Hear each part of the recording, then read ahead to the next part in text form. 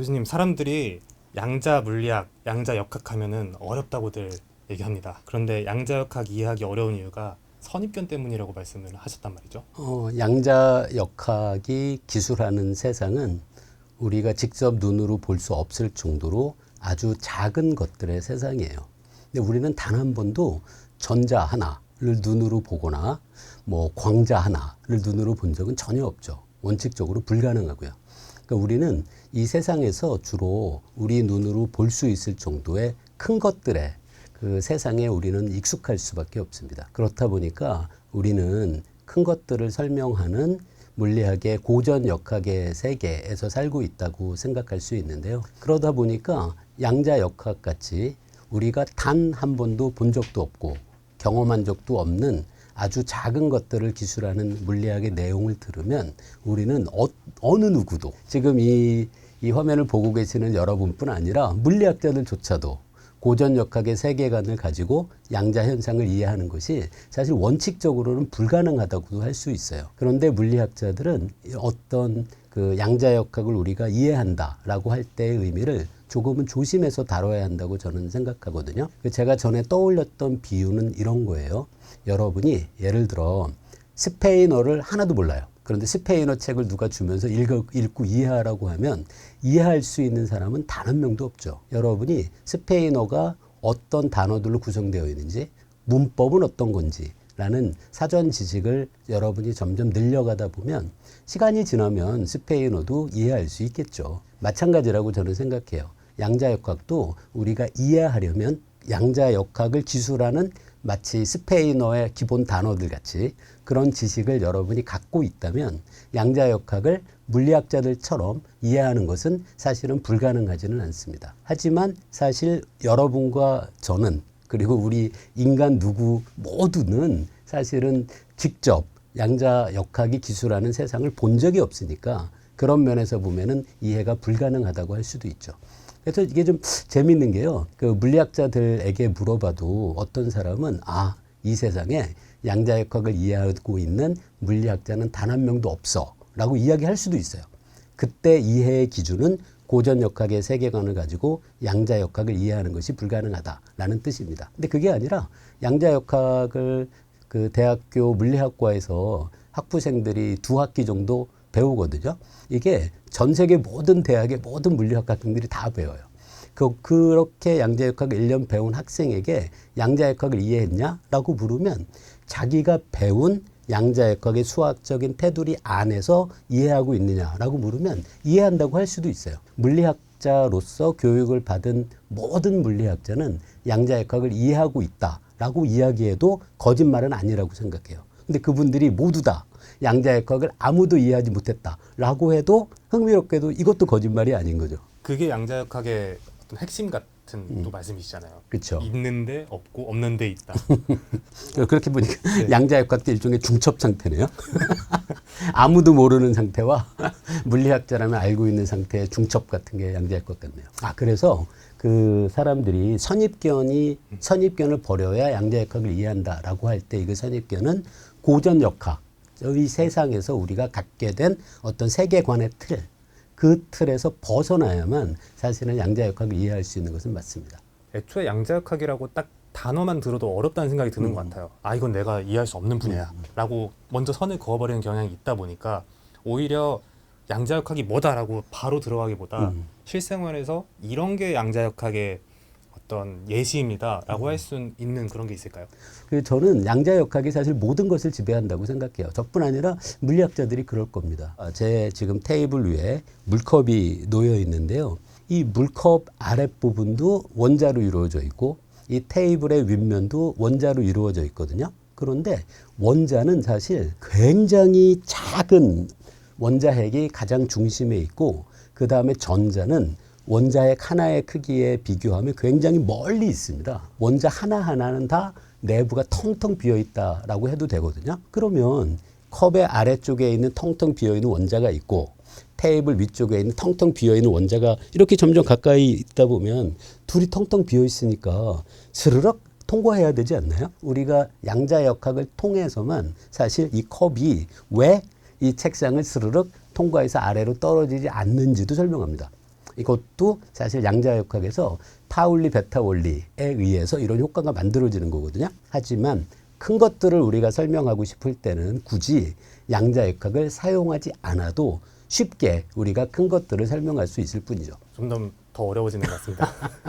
교수님 책을 한 권 갖고 오셨는데 예. 책이 제목이 아주 도발적이에요. 예, 재밌죠, 제목이. 강아지에게 양자역학 가르치기라는 게 그 처음에 영어 제목을 먼저 봤거든요. 근데 영어 제목이 정말 이렇게 돼 있어요. 강아지에게 양자역학을 가르치는 방법입니다. 영어 제목을 직역하면. 그게 솔직히 말이 안 되잖아요. 그 사람들도 이해하기 어려운 걸 어떻게 강아지에게 가르친다는 얘기지? 라고 생각하면서 이 책을 펼쳐서 읽기 시작했는데 이 책을 쓴 저자가 물리학자거든요. 그러니까 이 책의 앞부분에 보면 이분이 왜 강아지에게 양자역학을 가르친다는 얘기를 하는지가 이 책의 서문에 굉장히 설득력 있게 제시되어 있어요. 저와 여러분 같은 사람과 강아지를 비교해 보시면 강아지가 뛰어난 점이 있습니다. 강아지는 어떤 일이 세상에 일어나더라도 그걸 그냥 그 현상 자체를 받아들여요. 그리고 강아지는 선입견이 없습니다.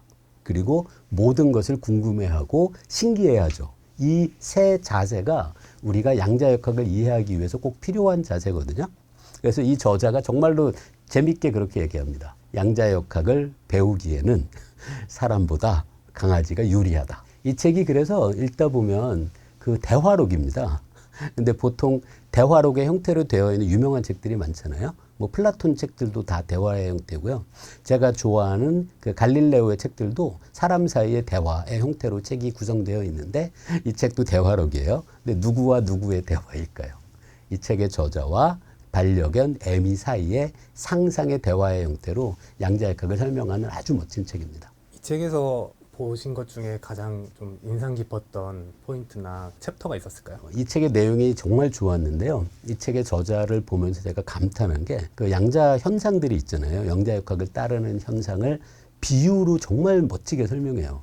물론 그때 비유를 하는 그 방법은 이분이 함께 살아가는 반려견 에미의 시선으로 비유를 합니다. 몇 가지만 말씀드려 볼게요. 거실에 에미가 있어요. 그런데 안 보이는데 부엌에서 감자칩 떨어지는 소리를 에미가 들은 거예요. 이게 무엇과 관계되는 거냐 하면 파장이 긴 파동은 움직이면서 어떤 장애물이 있어도 돌아서 갈 수 있거든요.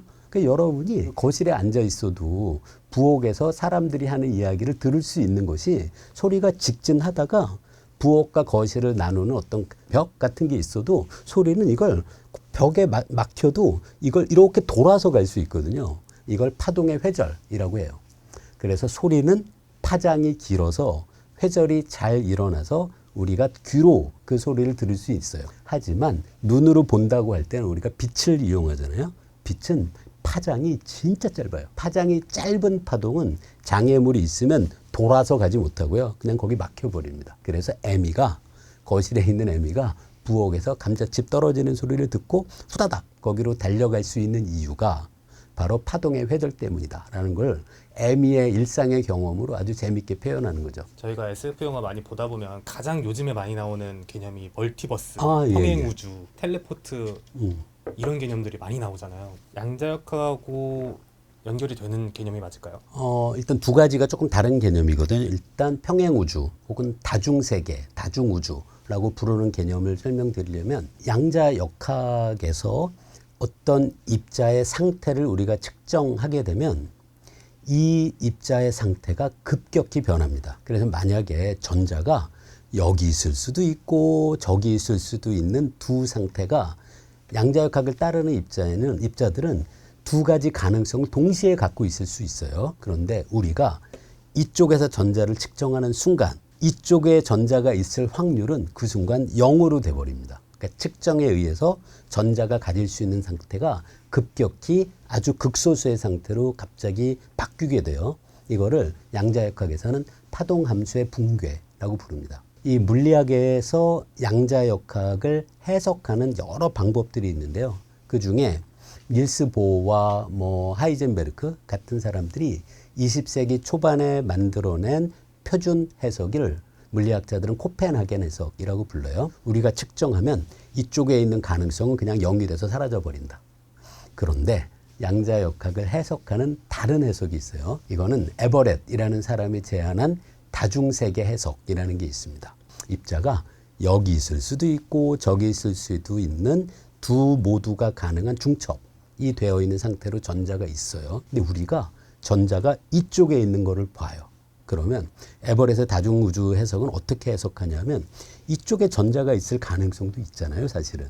그러면 그때 우리가 전자를 이쪽에서 봤을 때 전자가 이쪽에 있는 우주로 우주가 두 갈래로 나뉜다라고 해석합니다. 그런데 우리는 이렇게 갈라진 우주의 한 곳에서만 우리는 관찰을 계속할 수 있죠. 또 다른 우주에서는 우리가 전자가 이쪽에 있는 걸 관찰하는 우주도 있다는 거예요. 그래서 우주가 매번의 측정의 순간마다 계속 끊임없이 가지로 나눠서 갈라진다라는 게 그 양자역학의 다중세계 해석, 매뉴월드 인터프리테이션이라고 불리는 해석입니다. 그 많은 영화에서 이 다중우주, 이 멀티버스의 개념을 아주 흥미롭게 구현하는 영화들이 진짜 많죠. 제가 재밌게 본 영화에는 Everything Everywhere All at Once, 줄여서 우리나라에서는 에에올이라고 부르는 영화에서도 여기서는 버스 점핑이라는 얘기가 나오거든요. 양자역학의 다중우주 해석에 의하면 우주가 매번 갈래로 갈라지거든요. 그러면 우리는 지금 이쪽 우주에 있는데 어떤 우주에선 이쪽에 있는 우주도 있는 거예요.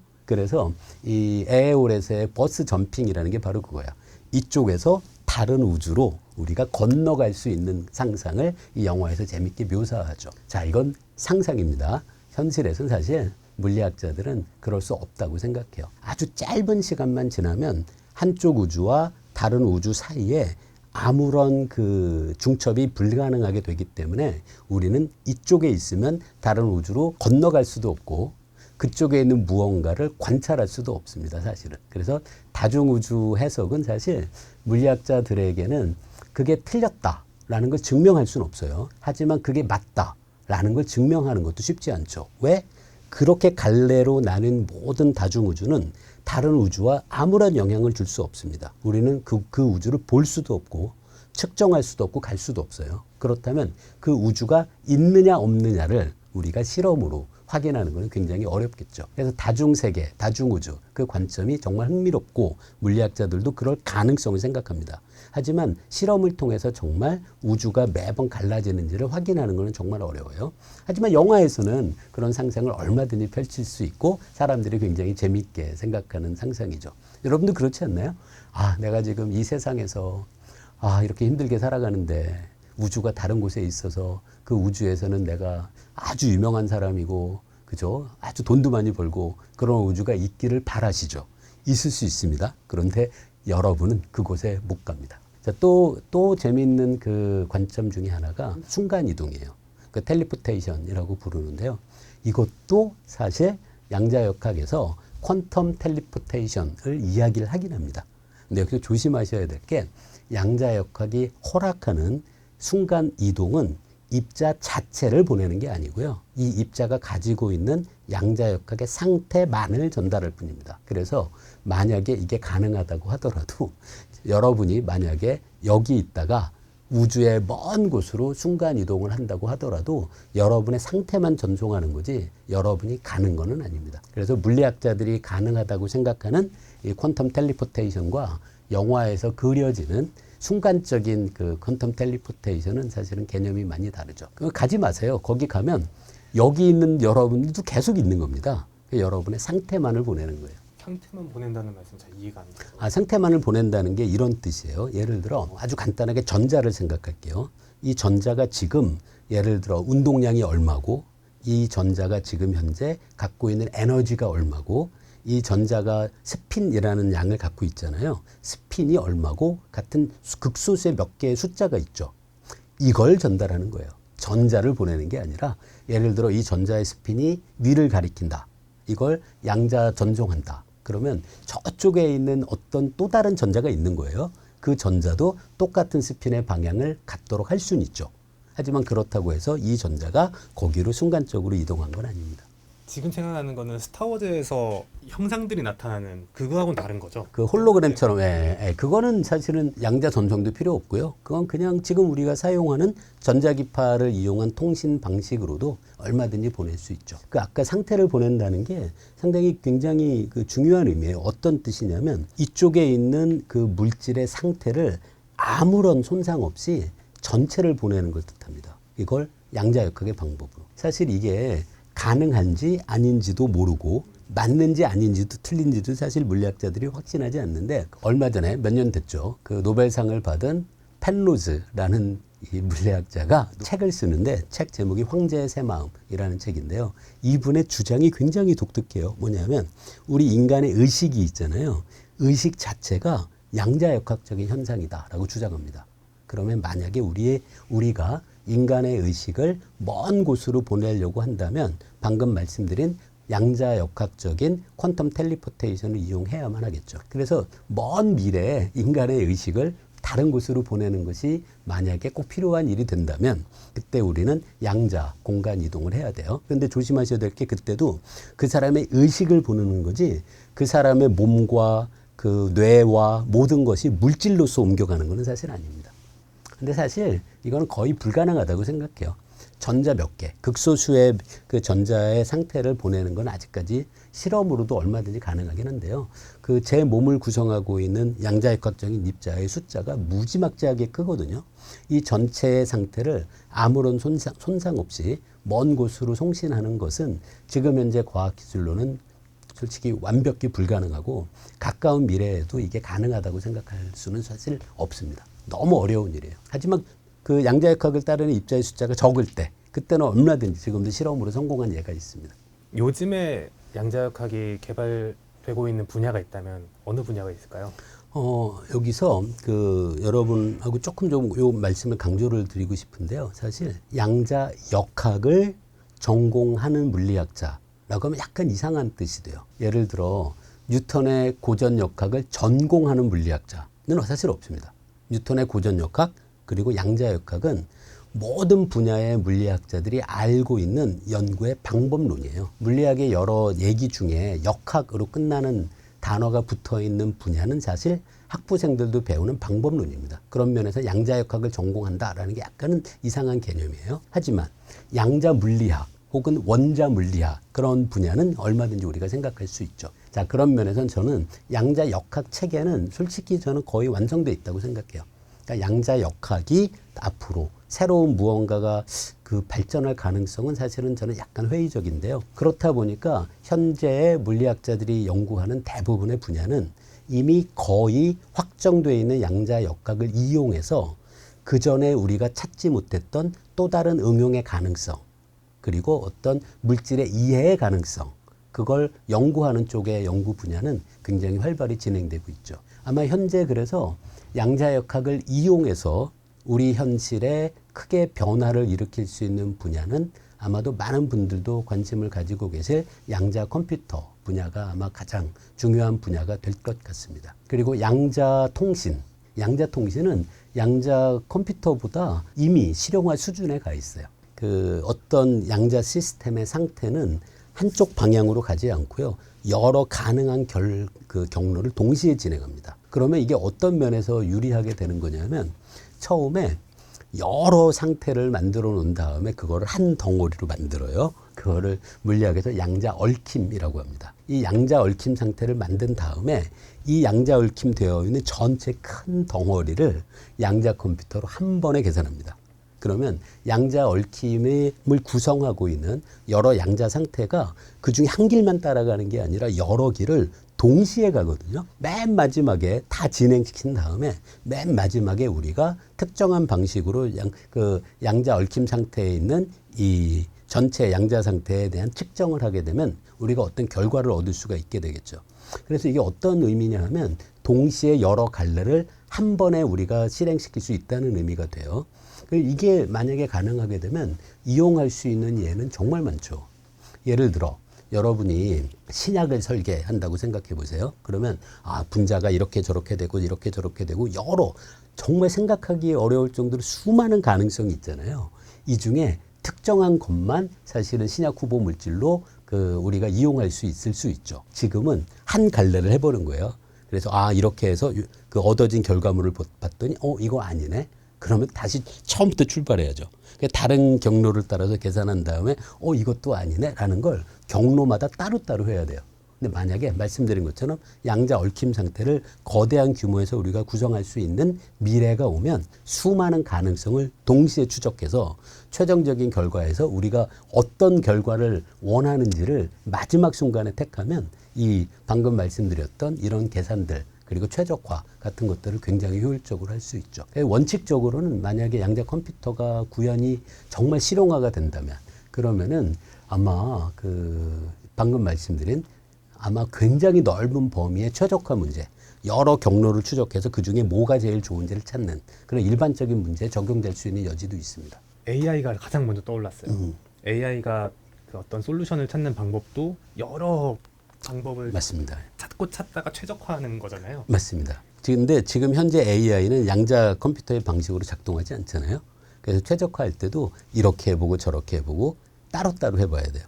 그래서 말씀하신 것처럼 먼 미래에 AI가 양자 컴퓨팅의 방식으로 구현되면 그때는 정말 그 놀라운 일이 벌어지게 될 겁니다. 예를 들어 지금은 AI를 학습시키려면 수많은 학습 데이터가 필요해요.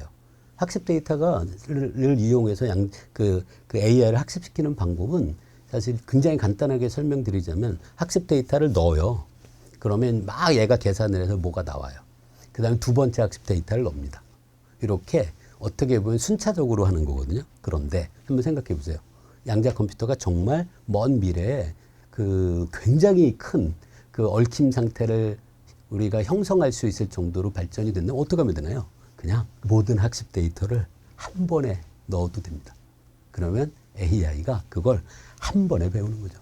그렇게 되면 학습의 효율도 엄청나게 뛰어날 게 분명하고요. 그렇게 되면은 아마 그 AI의 발전에서 또 엄청난 그 혁명적인 변화가 있을 수 있죠. 질문을 적어놨던 거에 AI가 양자역학을 이해할 수 있나요라고 제가 예. 있었는데 이거 재밌는 질문이에요.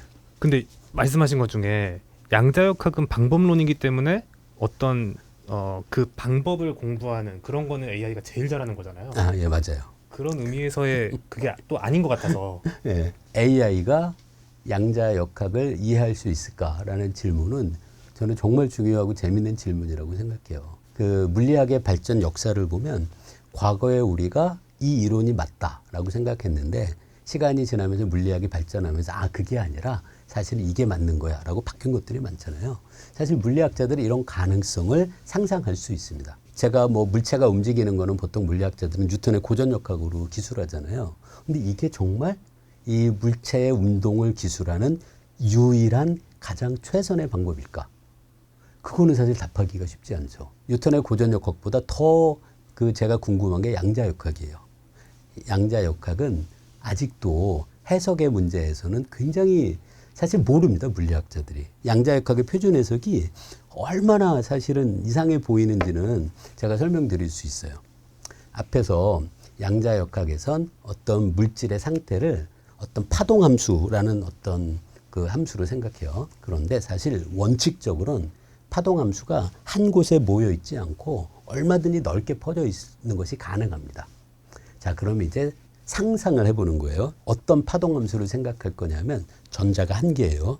근데 전자 한 개의 위치가 어디에 있는지를 기술하는 파동함수가 전자가 딱 한 곳이면 이렇게 한 점에서만 파동함수가 큰 값을 갖고 나머지는 0인 거예요. 그런데 이 양자역학에서는 전자의 위치가 딱 하나로 정해져 있지는 않거든요. 그럼 어떤 상상을 할 수 있는지 한번 말씀드려 볼게요. 전자가 한 개예요. 한 개라는 게 중요합니다. 근데 한 개가 어디에 있을지를 기술하는 파동함수가 있는데 그게 엄청 넓게 펼쳐져 있다고 생각해 보세요. 지구에서 안드로메다 은하까지 전자 한 개의 파동함수가 펼쳐져 있는 것을 우리가 상상할 수 있습니다. 양자역학의 표준 해석인 코펜하겐 해석은 어떻게 설명하냐면 지구에서 측정을 해봤더니 전자가 지구에서 측정됐어요. 그러면 무슨 일이 벌어져야 될까요? 전자가 지구에서 측정되는 순간 안드로메다 은하까지 넓게 펼쳐져 있던 파동함수가 그 순간 한 점으로 모여야 돼요. 이게 이상하다는 거예요. 여러분 안 이상하세요? 그런데 이게 물리학에서 양자역학의 표준 해석이에요. 근데 모든 실험 결과는 이렇게 가정하면 아무런 문제 없이 실험 결과를 설명합니다. 이게 상당히 고개를 갸웃할 수밖에 없지 않나요? 지구에서 뭘 측정하는 순간 안드로메다 은하까지 넓게 펼쳐져 있던 전자의 파동함수가 그 순간 한 점으로 보인다는 거예요. 왜 이 말씀을 드리냐면 아직도 사실 물리학자들은 양자역학의 일부 부분은 수학적인 어떤 체계 말고 양자역학을 해석하는 부분에선 아직 고개를 갸웃하는 부분들이 있다는 거예요. 자, 그래서 물리학자들이 상상한 것들이 뭐가 있냐면 저도 그런 상상을 했었어요. 외계의 지적 생명체를 우리가 만났어요. 그럼 물리학자로서 제일 궁금한 건 우리 양자역학은 이런데 니네 양자역학은 어떤 거야? 그게 너무 궁금해요. 그게 인간이 지구에서 갖고 있는 양자역학과 같다. 그러면 엄청 반가울 거고요. 우리가 제대로 하고 있었구나. 근데 만약에 외계인의 양자역학이 달라요. 그럼 그래도 그 지구의 물리학자들은 굉장히 많은 걸 배울 수 있을 거예요. 자, 여기까지는 제가 오래전에 했던 외계인의 양자역학에 대한 궁금증입니다. 이제 AI가 급격히 발전하고 있잖아요. 요즘 그 물리학자들이 AI를 이용한 연구 중에 많이라기보다는 이 방향이 재밌겠다라고 그 사람들이 연구하는 주제 중에 하나가 어떤 거냐면요. AI에게 그 측정한 데이터들을 다 학습시켜요. 그러면 AI가 스스로 자기에게 주어진 데이터를 설명하는 가능한 가장 단순한 이론을 AI가 스스로 형성해낼 수 있을까가 현재 제가 굉장히 관심 있게 보는 연구 주제예요. 아직은 아닙니다. 만약에 이런 AI가 가능하다라고 상상해 보세요. 먼 미래. 그럼 우리는 양자역학적인 실험을 통해서, 실험은 사실은 양자역학 이론은 필요 없거든요. 막 실험을 해서 그 결과를 AI한테 학습시켜요. 그 다음에 AI에게 지금 너에게 준 모든 실험 결과를 설명하는 가능한 가장 단순한 이론을 형성해라 라는 걸 AI가 했다라고 생각해 보세요. 그때 그 미래의 AI가 찾아낼 양자역학이 지금 우리 지구의 물리학자가 알고 있는 양자역학과 같을까요? 저는 그게 너무 궁금해요. 이게 외계인의 양자역학하고 비슷하죠. 만약에 AI가 찾아낸 양자역학도 똑같아요. 우리처럼 슈레딩거 방정식도 있고 똑같아요. 그럼 그것도 엄청 행복할 것 같고요. 다르다고 해도 아마 그 우리 지구의 물리학자들이 AI로부터 굉장히 많이 배울 수 있겠죠. AI가 양자역학을 이해하는 것이 저는 불가능하다고 생각하진 않아요. 지금은 아니에요. 먼 미래. 근데 AI가 그때 양자역학을 이해해서 양자역학 이론을 스스로 생성해냈을 때 그 이론과 우리가 지구인 물리학자가 현재 가지고 있는 양자역학 이론과 비교하는 것, 그건 너무나도 흥미로운 순간이 될 거라고 저는 생각합니다. 그 보통 일반 대중들이 이해를 했든 안 했든 가장 잘 쓰는 인용 같은 게 슈레딩거의 고양이 같아요. 네, 슈레딩거의 고양이죠. 네, 이럴 수도 있고 저럴 수도 있고 까봐야 아는 거야 정도의 의미로 쓴다고 저는 생각을 하거든요. 이게 잘 쓰는 게 맞을까요? 슈레딩거의 고양이의 사고 실험은 사실은 굉장히 조심하셔야 되는데요. 그 슈레딩거가 처음에 이 재밌는 아이디어를 제안한 거는 여러분이 지금 슈레딩거 고양이 얘기를 하시는 것과는 좀 맥락이 달라요. 슈레딩거는 단 한 번도 상자 안에 있는 고양이가 살아있음과 죽어있음의 중첩 상태에 있다라고 강하게 주장한 적이 없어요. 슈레딩거의 고양이의 진정한 정말 중요한 질문은 어떤 거였냐면, 슈레딩거의 고양이 실험은 아시잖아요. 이 상자 안에 양자역학을 따라서 어떤 입자를 방출하는 어떤 그 물질이 있어요. 근데 이건 양자역학을 따라서 방출하기 때문에 얘는 방출할 수도 있고 방출하지 않을 수도 있는 중첩 상태에 있어요. 이 물질 자체는. 근데 그 안에 들어있는 고양이는 이 물질이 양자역학적인 입자를 방출하면 그게 독약이 들어있는 유리병을 깨서 고양이가 죽는 거잖아요. 그래서 이 슈레딩거의 원래 질문은 뭐냐면, 우리는 왜 이 상자 안에 있는 양자역학을 따르는 미시적인 시스템에 대해선 중첩 상태를 생각할 수 있으면서 상자 안에 들어있는 고양이에 대해서는 우리가 왜 삶과 죽음의 중첩 상태를 떠올릴 수 없느냐가 질문이에요. 이 질문이 정말 물리학자들을 곤혹스럽게 하는 질문이거든요. 사실 이 질문의 가장 중요한 포인트는, 왜 미시적인 세상은 양자역학을 따르는데 고양이처럼 거시적인 크기의 세상에서는 왜 우리는 단 한 번도 양자역학적인 중첩을 본 적이 없느냐가 사실 질문이에요. 슈레딩거 고양이의 진정한 이 사고 실험의 진정한 의미는 미시와 거시를 나누는 경계에 대한 심오한 질문입니다. 모든 물리학자는 상자 안의 고양이는 중첩 상태에 있을 수 없다고 생각해요. 상자 안에 있는 고양이는 죽어 있거나 살아 있지 삶과 죽음의 중첩 상태에 있을 수는 없습니다. 그럼 그게 왜 그런지를 물리학자들이 설명해야 되잖아요. 그 부분이 아직도 사실 쉽지 않다는 거예요. 여러 가지 생각들은 있습니다. 가장 표준적인 이론은 상자 안에 이 방사능 붕괴를 하는 이 물질뿐 아니라 상자 안에는 당연히 기체 분자들도 많잖아요. 기체 분자와 이 방사성 입자 사이의 상호작용을 통해서 양자역학을 따르는 중첩 상태가 아주 빠르게 사라진다라는 게 표준적인 해석이긴 해요. 그래서 이 책에서도 사실은 그 얘기를 강조합니다. 아직도 물리학자들이 명확히 답하기는 곤란한 문제라고 이 저자도 얘기를 해요.